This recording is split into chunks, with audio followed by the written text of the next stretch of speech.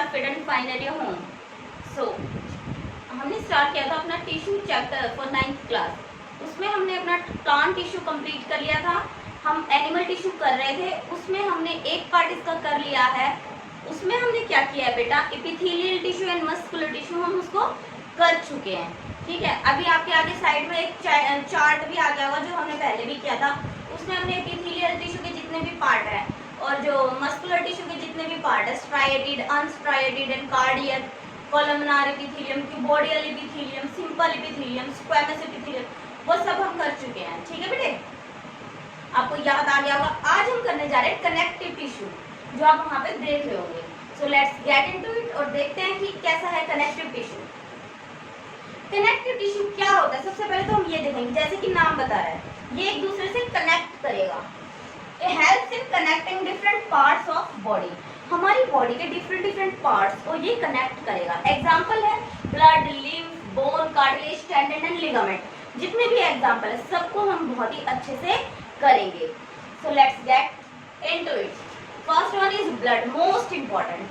What is blood? Blood is a connective tissue बेटा। Blood is a connective tissue.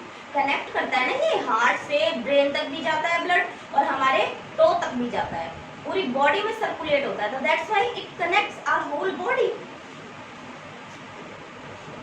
Blood is a connective tissue. Blood is made up of two things.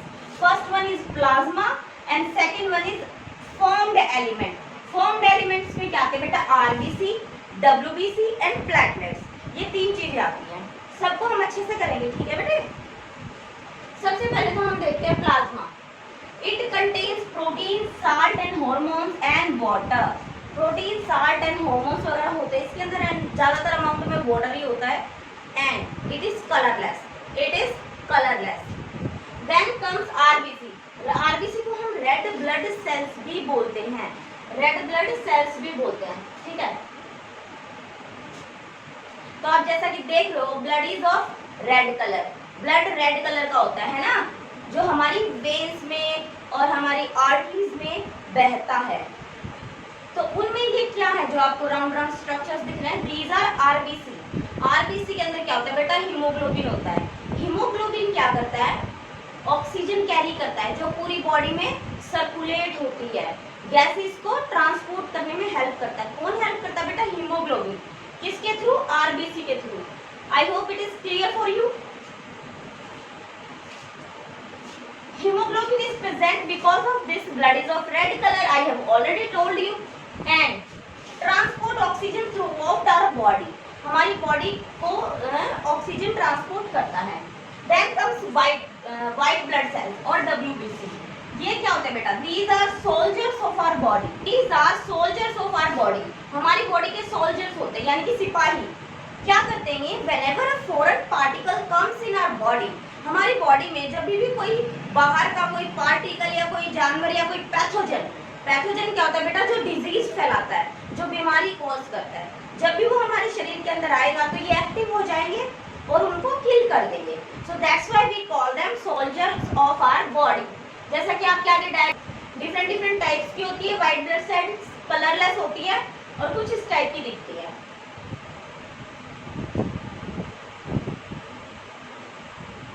ठीक है बेटे, then comes platelets. Platelets क्या होता है? Help in blood clotting. हमारी blood clotting में ये हेल्प करते हैं।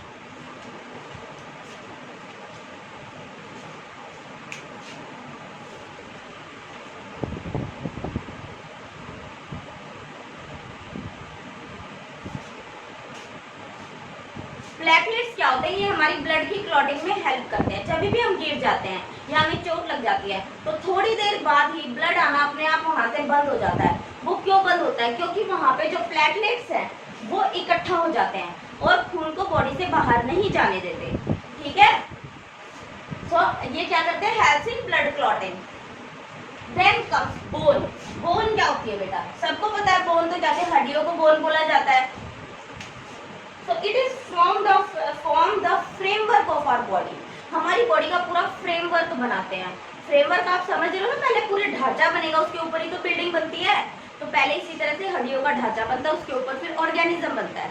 कैट का अलग तरह का है, डॉग का अलग तरह का है, एलिफेंट का अलग तरह का, डायनासोर्स का अलग तरह का होता है। ठीक है बेटे, करते हैं, ये फ्रेमवर्क बनाते हैं अपनी बॉडी का, support the body. And obviously बात है, फ्रेमवर्क बनाएंगे तो उसको सपोर्ट भी करेंगे। किसको सपोर्ट करेंगे? अपनी बॉडी को। It is strong and non flexible, it is very strong and it is non flexible tissue. Bone cells are embedded in a hard matrix, ये धसी होती है हार्ड मैट्रिक्स के अंदर। वो हार्ड मैट्रिक्स किस चीज का बना होता है बेटा? It is made up of calcium and phosphorus compound. 1 second.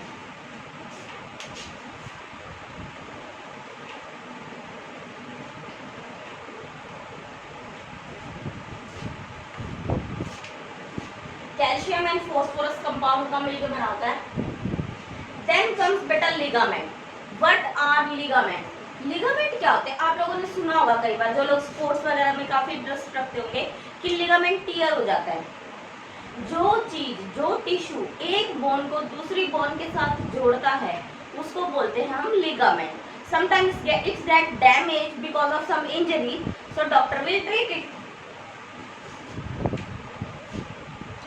Two bones are connected with this type of tissue called ligament.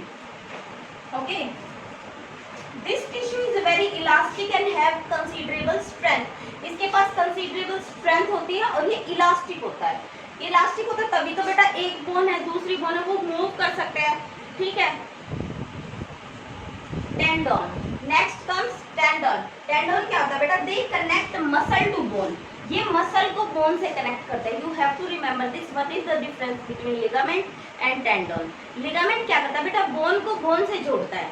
Tendon क्या करता है बेटा? मसल को बोन से जोड़ता है, ठीक है। The solid matrix contain proteins and sugar. जो सॉलिड मैट्रिक्स होता है उसके अंदर क्या होता है? प्रोटीन्स एंड शुगर होता है बेटा। Then comes cartilage. कार्टिलेज क्या होती है? It has a widely spaced cell. इनके अंदर जो सेल्स होती है ना बेटा, वो वाइडली स्पेस्ड होती है, मतलब दूर दूर होती है, ज्यादा नजदीक नजदीक सेल्स नहीं होती। That's why it is little bit soft. The solid one second बेटा। The solid matrix contain proteins and sugar. ये इस वाले का पॉइंट है, दैट इज कार्टिलेज का, जो मैट्रिक्स सॉलिड होता है उसके पास क्या होता है बेटा? Matrix contain protein and sugar. Protein और शुगर उसके पास होता है, कार्टिलेज वाले के पास होता है। Cartilage smoothen the bone surface. Cartilage क्या करता है? जो बोन का सरफेस होता है ना उसको स्मूदन कर देती है, ठीक है। और कहाँ कहाँ प्रेजेंट होते हैं? नोज की टिप पे, ईयर्स पे, ठीक है, और ट्रैकिया पे भी प्रेजेंट होती है। क्या प्रेजेंट होती है बेटा? कार्टिलेज। सॉफ्ट होती है ना लिटिल बिट। ट्रैकिया ये होता है बेटा, इसको एयर पाइप भी बोलते हैं। जब हम नोस्ट्रिल्स के थ्रू सांस अंदर लेते हैं तो जो लंग्स तक हवा जाती है वो इस पाइप में से गुजर के जाती है, इसलिए इसको ट्रैकिया बोलते हैं और एयर पाइप बोलते हैं। तो कई बार क्या होता है कि ये चिपक ना जाए आपस में, तो इसलिए ये रिंग्स प्रेजेंट होती है इसके चारों तरफ, ठीक है। Then areolar tissue, it is found in the skin and muscles around internal organs. हमारी स्किन के पास मिलता है और हमारे जो इंटरनल ऑर्गन्स होता है उनके पास मिलता है। Blood vessels, nerve cells and bone marrow, यहाँ पे भी ये मिलता है areola. Then it supports internal organ and repair tissue. Tissue को रिपेयर भी करता है और इंटरनल ऑर्गन्स को सपोर्ट करता है। Adipose tissue, it is found below the skin and it stores fat globules. Fat globules को स्टोर करता है, ठीक है। This is all about bone, ligament, tendon, cartilage and areolar and adipose. अब आपके आगे डायग्राम आ गया होगा बेटा, जो आपको अच्छे से समझ में आएगा कि बोन कैसे दिखती है, कार्टिलेज कैसा दिखता है, लिगामेंट कैसा दिखता है। You have to draw it in your fair notebook so that you can learn everything very well, कि बोन कैसी होती है, कार्टिलेज में कैसी सेल्स होती हैं, ये सब आपको ड्रॉ करना अपनी फेयर नोटबुक में।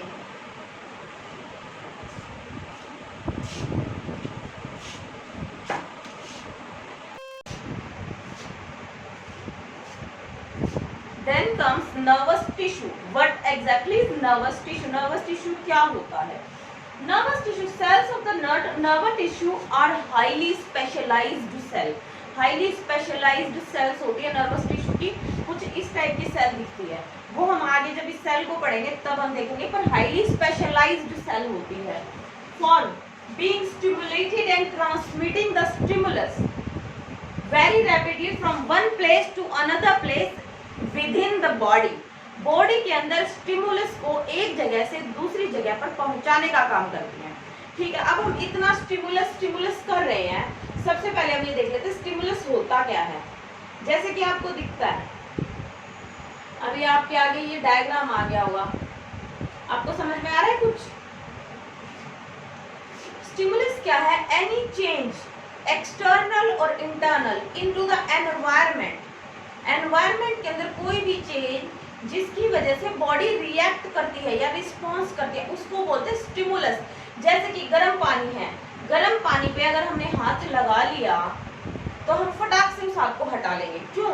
जो गर्म पानी है दैट इज स्टिमुलस, हमने हाथ हटाया that is our response produce कराते हैं, तो इस चीज को स्टिमुलस बोलते हैं, है ना।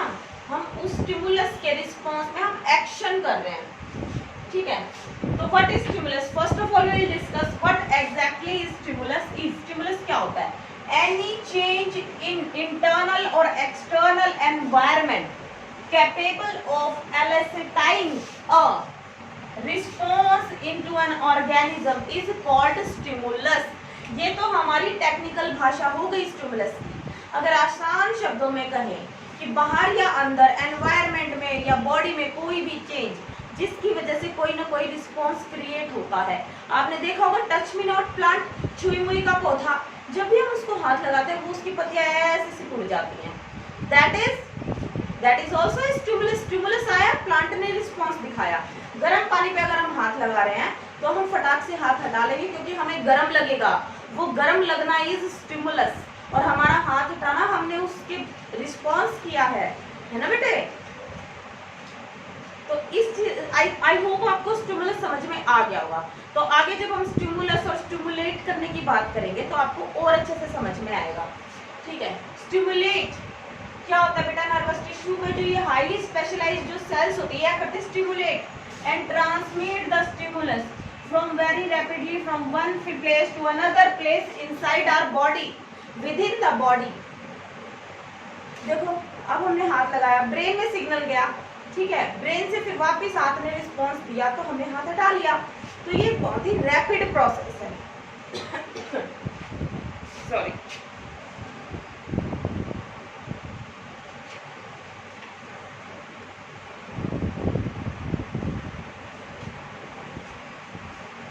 It is a very rapid process. ठीक है, the brain and the spinal cord, nerves, all are composed of nervous tissue.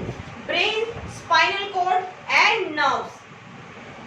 ठीक है, ये हमारे जो सेंट्रल नर्वस सिस्टम है, जो हमारा नर्वस सिस्टम है उसका पार्ट है। Brain, spinal cord and nerves ये क्या करती हैं? These cells of this tissue are called nerve cells. जो ये सेल्स होते हैं इनको न्यूरॉन्स या नर्व सेल्स बोला जाता है। न्यूरॉन्स या नर्व सेल बोला जाता है इनको।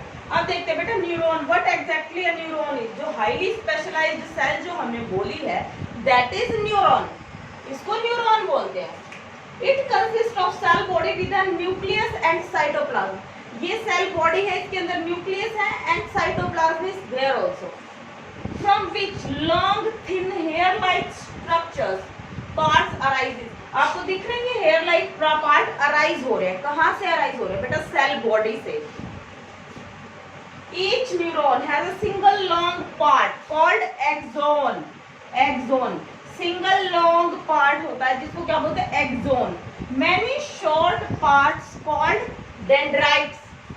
डेंड्राइट्स ये जो लॉन्ग है बेटा ये आपको दिख रहा है ना, axon, and these small parts are called dendrites. These are the nerve ending। ठीक है बेटे, यहाँ पे दूसरा नर्व सेल आ जाएगा। इस तरह से पूरी चेन बनी हुई होती है इनकी।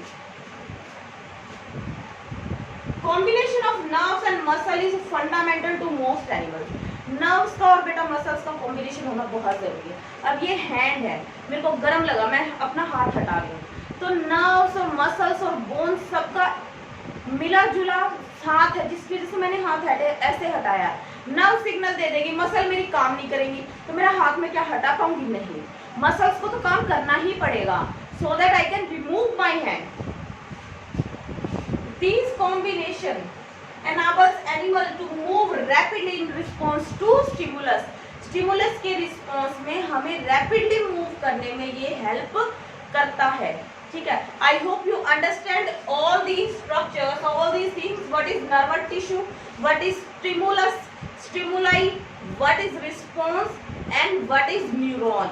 न्यूरॉन में भी हमने क्या पढ़ा? एक्सोन पढ़ा, डेंड्राइट्स पढ़े, नर्व एंडिंग है, और इसको हमने बोला सेल बॉडी। ठीक है, most important diagram, most important things of nervous tissue. ठीक है, I hope you like this session. If you like this session, please do hit that like button and do subscribe my channel. Thank you so much. Stay tuned for another amazing video. Thank you.